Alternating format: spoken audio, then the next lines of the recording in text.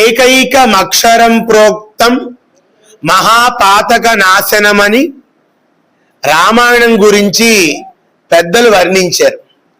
శ్రీమద్ రామాయణంలో ఏదైనా ఒక అక్షరం పలికినా మనకు ఉండేటువంటి మహాపాతకాలు తొలగిపోతాయి అని. మహాపాతకాలు తొలగటమే కాదు, మనకు ఉండేటువంటి ఇహలోకపు కోరికలు కూడా శ్రీమద్ రామాయణం వల్ల నెరవేరుతాయి. ఇహలోకపు కోరికలే కాదు, మనం తనువు చాలించాక వైకుంఠ ప్రాప్తి కూడా కలుగుతుంది శ్రీమద్ రామాయణం చదవడం వల్ల. ఒకటేమిటి, మనకి కావాల్సినవన్నీ కూడా శ్రీమద్ రామాయణం వల్ల మనం పొందొచ్చు. శ్రీమద్ రామాయణాలు ఎన్నో ఉన్నాయి, కానీ వాల్మీకి భగవానుడు రచించినటువంటి శ్రీమద్ రామాయణానికే చాలా ప్రత్యేకత ఉంది.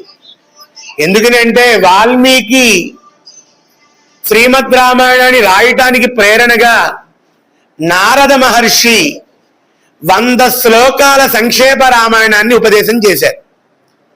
తర్వాత బ్రహ్మగారు వచ్చి వాల్మీకి వరమిచ్చారు, వాల్మీకి నువ్వు రామాయణాన్ని రచించు, నీ కళ్ళెదుటుగా ఆ శ్లోకాలన్నీ, ఆ కథంతా కనిపిస్తూ ఉంటుంది, ఆ మనుషులందరూ కనిపిస్తూ ఉంటారు.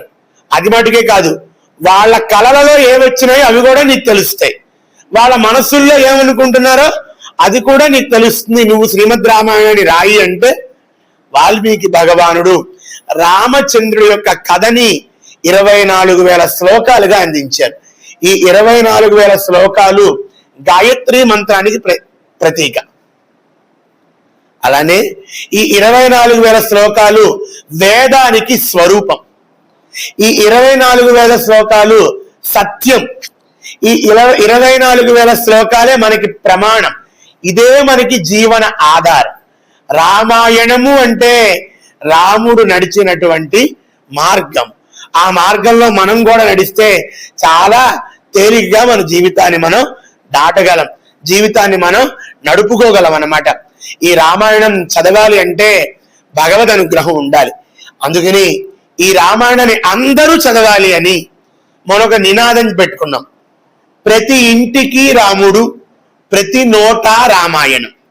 ప్రతి ఇంటికి రాముడు, ప్రతి ఇంట్లో రాముడు యొక్క చిత్రపటమో రాముడు యొక్క విగ్రహమో ఏదో ఒకటి ప్రతి ఇంట్లో రాముడు ఉండాలి.